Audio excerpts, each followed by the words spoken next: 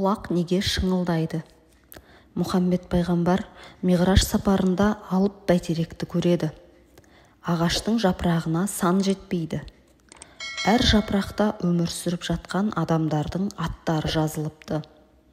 Пайғамбар Жебірейілден: «Бұл не?» деп сұрайды.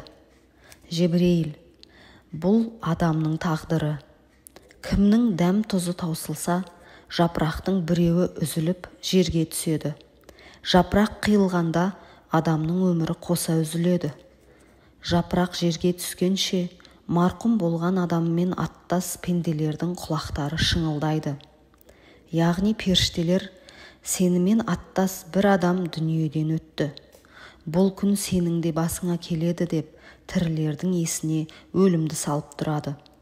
Егер ол марқұм пейішке кетсе, тірінің оң құлағы шыңылдайды. Ал егер тозаққа кетсе, аттасының сол құлағы шыңылдайды» дейді. Пайғамбар миғраждан қайтқан соң үмбеттерін жинап алып: «Оң құлақтарың шыңылдаса, Субханалла деп айтыңдар. Сол құлақтарың шыңылдаса, Астапыралла деп тәубе етіңдер» деп өсиет айтыпты.